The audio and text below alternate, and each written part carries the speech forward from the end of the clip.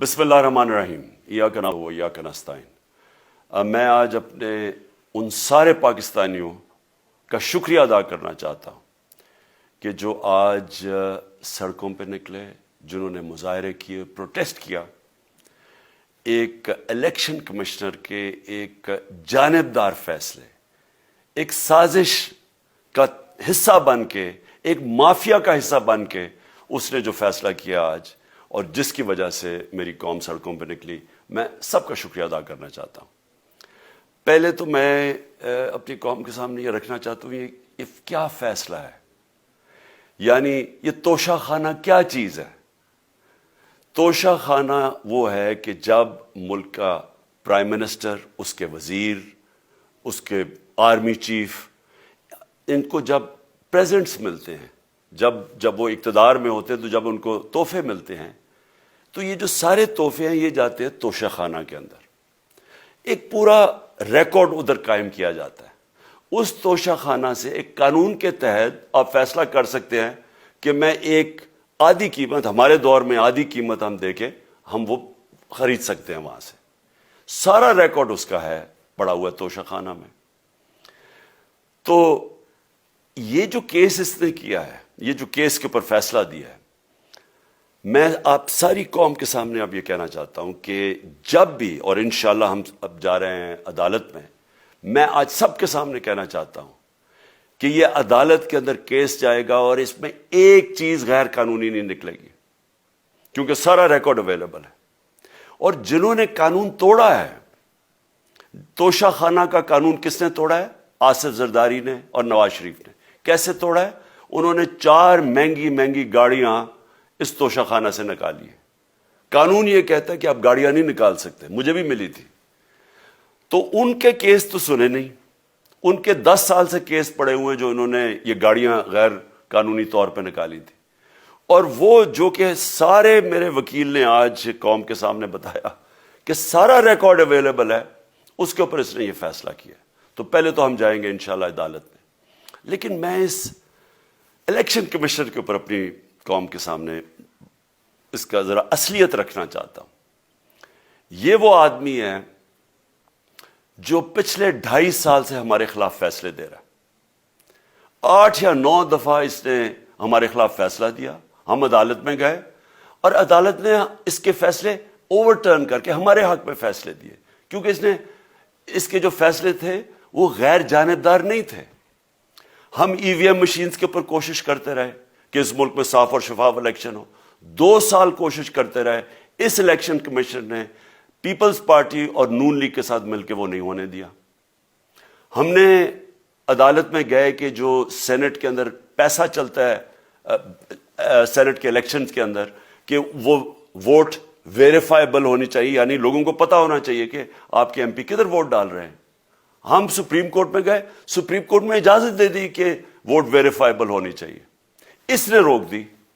اس کے بعد یوسف رضا گیلانی کا بیٹا پیسے دیتے ہوئے پکڑا گیا ووٹ خریدتے ہوئے، اس نے کوئی ایکشن نہیں لیا۔ یہ اس نے جب ہمارا یہ ابھی جو آڈیو لیکس ہوئی ہے، اس کے اندر کیا چیز آئی ہے سامنے؟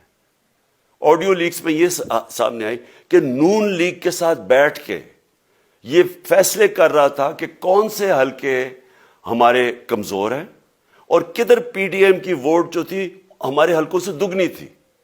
اس نے ان کے ساتھ بیٹھ کے فیصلے کیے۔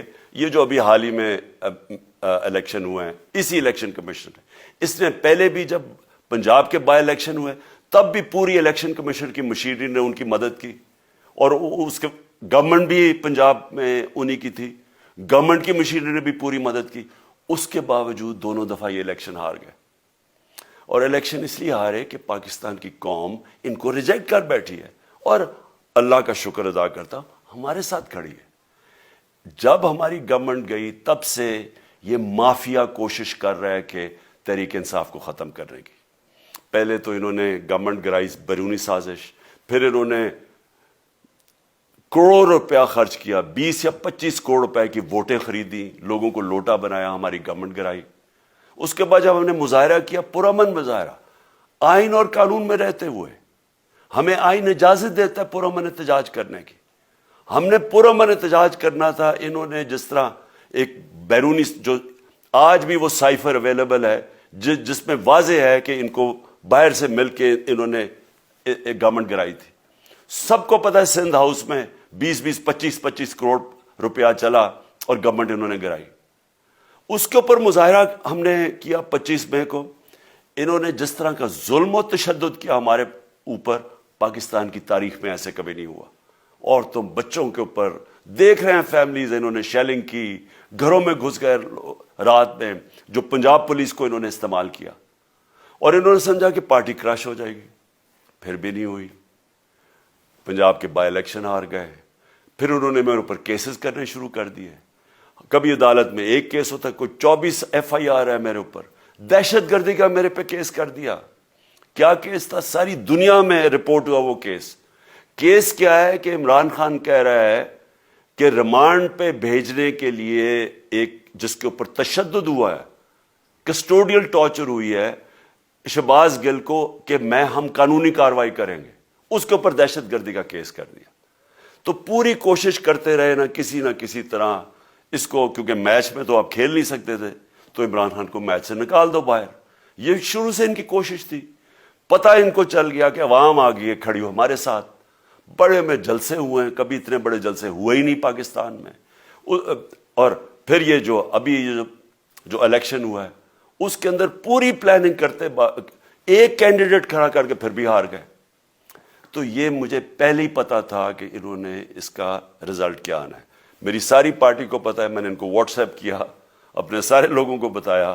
مجھے کل رات میں نے سب کو بتا دیا کہ اس نے ڈسکوالیفائی کرنا ہے, کیونکہ یہ اس سازش کا حصہ ہے, یہ مافیا کا حصہ ہے. اور مافیا کیا کوشش کر رہی ہے یہ ذرا ساری قوم سن لو. جو پاکستان کی سب سے بڑی پارٹی ہے, جو فیڈرل پارٹی ہے, باقی پارٹیز تو اب صوبائی پارٹیز رہ گئی ہیں, چھوٹی سکڑ کے ہو گئی ہیں فیملی پارٹیز. جو سارے ملک کے اندر ایک فیڈرل پارٹی ہے اس کو ختم کرنے کی کوشش کر رہے ہیں. اور یہ میں پھر سے اس ملک کی تکلیف دے جو ہمارا تاریخ کا حصہ تھا, جب ایسٹ پاکستان ہمارے سے علیحدہ ہوا, کیا ہوا تھا؟ جو پارٹی کو سب سے بڑا مینڈیٹ ملا اسی پارٹی کو ختم کرنے کی کوشش کی. ملک کا جو ہوا وہ تاریخ کا حصہ ہے. یہ پھر کوشش کر رہے ہیں کہ ایک پارٹی جو ساری فیڈریشن کو اکٹھا رکھ سکتی ہے اسی پارٹی کو ختم کرنے کی کوشش کر رہے ہیں کہ جناب عمران خان کو کسی طرح ڈسکوالیفائی کرے اور پھر الیکشن ہو. اور پھر مجھے اور نواز شریف کو ایک ہی طرح دکھایا جا رہا ہے کہ اچھا جی عمران خان بھی ڈسکوالیفائی ہو گیا تو نواز شریف بھی ہو گیا. نواز شریف اس ملک کا بڑا مجرم ہے. 30 سال سے چوری کر رہا ہے اس ملک کا پیسہ باہر.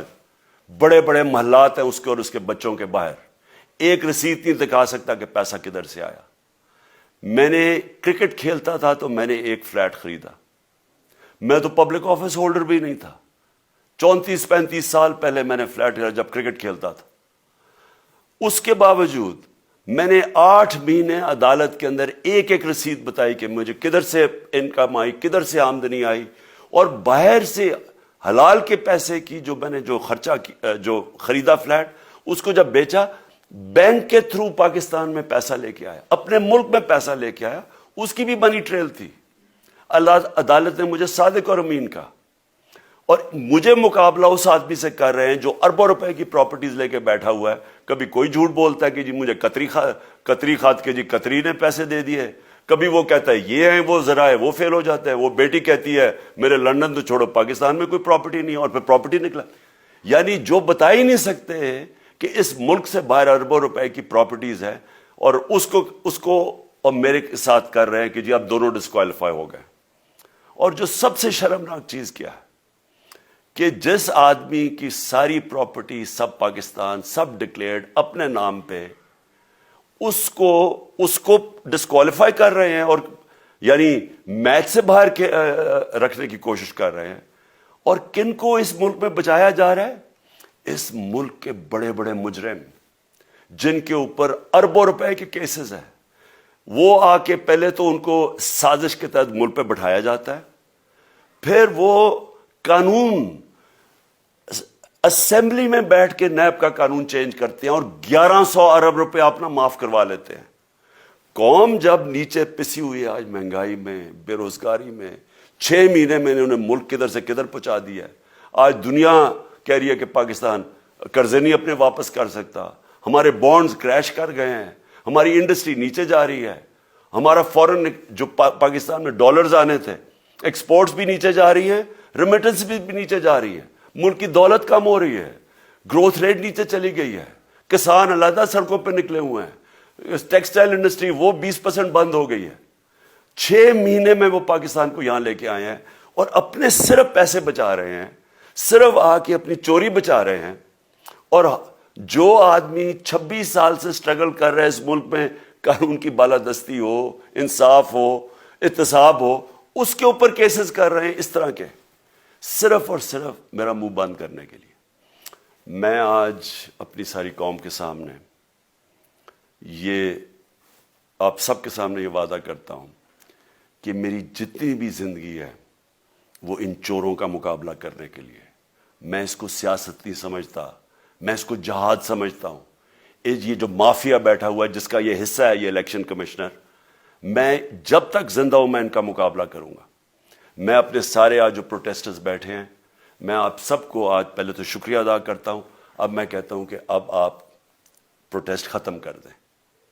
آج آپ پروٹیسٹ اب ختم کر دیں، کیونکہ لوگ اس وقت مشکل میں ہیں اور میں نہیں چاہتا کہ میری قوم مشکل میں ہو. لیکن آپ سب تیاری کریں. میں نے کہا تھا مہینے کے اینڈ میں لانگ مارچ کروں گا، اور میں پوری طرح انشاءاللہ اس ملک کی تاریخ کی یہ سب سے بڑا پروٹیسٹ ہوگا.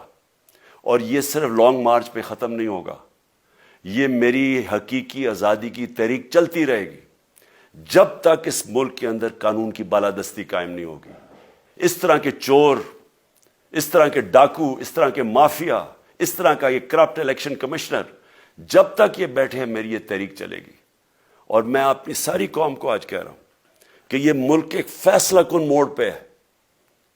اگر ہم جو اللہ کا حکم ہے کہ ظلم اور ناانصافی کے سامنے کھڑے ہو، جہاد کرو، اللہ کا حکم ہے امر بالمعروف، اچھائی کے ساتھ کھڑے ہو اور اس طرح کے چوروں کے خلاف کھڑے ہو، جب تک ہم قوم اس فیصلہ کن وقت پہ اب جدوجہد کرنے کے لیے تیاری نہیں کریں گے، ہم ان چوروں سے اپنی جان نہیں چھڑا سکیں گے.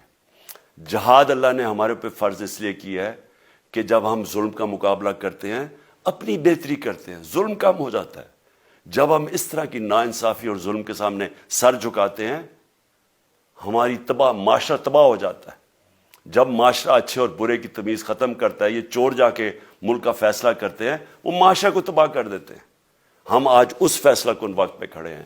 میں آپ کو کال دوں گا، پھر سے میں آپ کو کہوں، اور انشاءاللہ اس ملک کی تاریخ کی یہ سب سے بڑا مظاہرہ ہوگا، یہ سب سے بڑی پروٹیسٹ موومنٹ ہوگی، اور یہ رکے گی نہیں. اب یہ جب تک ہم اس ملک کو حقیقی طور پہ آزاد نہیں کرتے، یہ میری پروٹیسٹ موومنٹ اب چلتی رہے گی. پاکستان زندہ باد.